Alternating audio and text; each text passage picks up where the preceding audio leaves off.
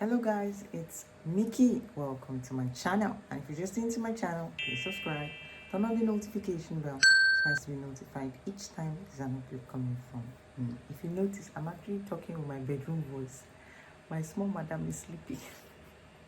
So today's Sunday. As you guys know now, Mickey's Sunday routine. I try as much as possible to pull out questions that have been asked all through the week, and I try to give you guys an honest review. So I got a question she said melanin is a beautiful thing and helps absorb the light from the sun. You should check out a video on what sunscreen looks like under the UV lights. So in other words, it's not good to use sunscreen. That's what you're saying. But I hope you know that melanin skin also tends to have burn when you go under the sun without applying your sunscreen. Sunscreen, as we know, are being produced by different people. So most people use whatever different formula that they use for their sunscreen. So hope you know SPF differs in the sense of either SPF 50, SPF 20, it differs, and how people produce their product also differ.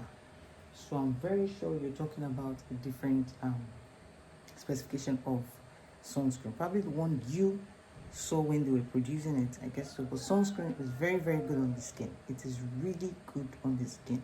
It helps shield your skin from the sun. Also, there are some misconceptions about SPF. SPF is not used only for fair people. Even dark-skinned people are meant to use SPF because, yes, because you're dark-skinned doesn't mean your skin is receptive to burn. Most melanin skin also get to have sunburn. It might not be so obvious compared to a light-skinned person, but you guys also get burned by the sun, right? So try as much as possible to get an SPF. Be it melanin skin, be it white skin, you need an SPF. So we have another question from a customer. She's talking about fungicide, if it can be used under the armpit. I'm begging in the name of God, don't use that thing under your armpits. That thing smells. Even when you use it with warm water on your hands and your leg, it smells horrible. Try using products. If you don't even want to use my products, try other people's products, all right, that are safe and smells better compared to fungicide. It's not advisable. So we have another question from a customer. Nikki, TBH, you need to change your manner of rudeness is alarming. Someone will ask you a simple question, you blow out of proportion.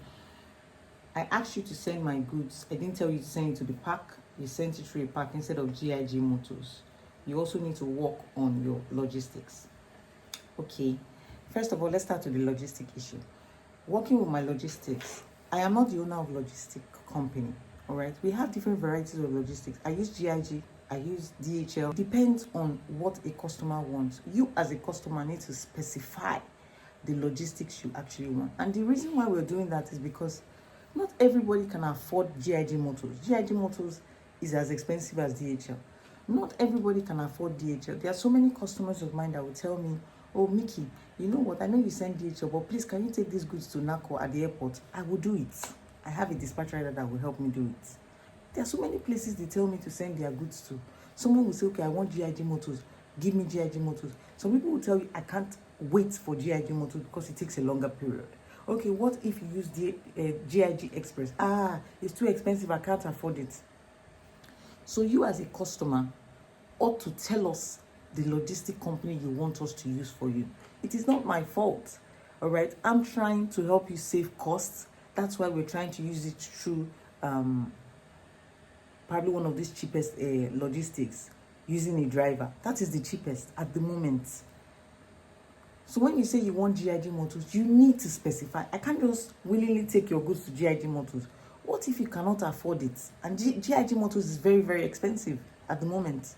Yes, their logistic is good, but it's quite pricey. Same thing with DHL. DHL's logistic now collects almost the same amount of money you use in buying products. And not everybody can afford it. Some customers of mine will say, no. Instead of DHL, wait, I have someone that is coming to America. I have someone that is coming to London. Wait, the person will come and pick the goods from you. So on that aspect, I'm sorry for the logistics. There's nothing we can do about it. But you as a person need to tell us, specify the logistics you want, and we're going to use that particular logistics for you. And also, you said you get to pay the bike man. My shop is in GRA.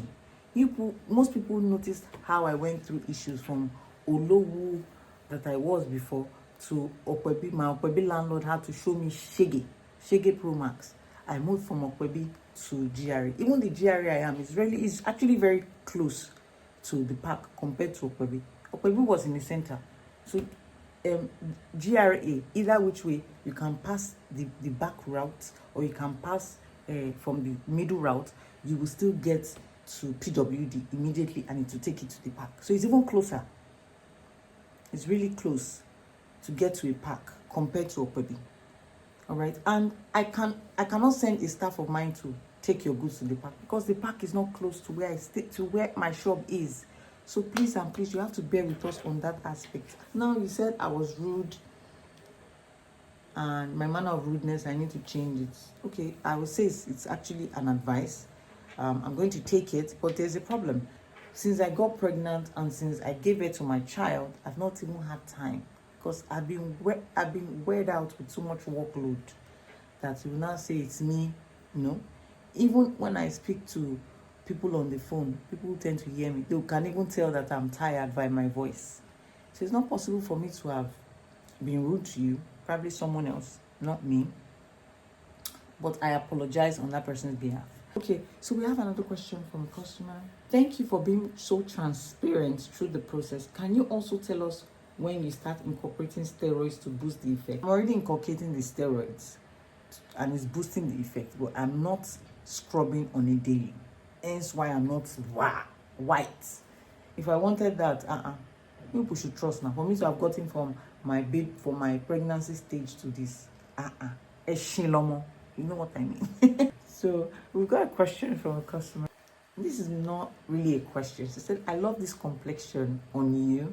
Just get rid of the dark spot. That's what people with their preference. Anyway, I like my color when I'm light skinned compared to when I'm dark. When I'm dark, I look like a child. You know? When I get lighter, I have this mature look and I feel I look finer. I know I look finer anyway when I'm light skinned compared to when I'm dark. But thanks anyways. All right, so I think I've been able to answer some questions. There's still so many questions to answer, but I can't just dabble in so many. There's so many questions here. So probably my next YouTube video, I'll take my time to answer some other questions. And I love you guys like Kilo Day. Bye guys.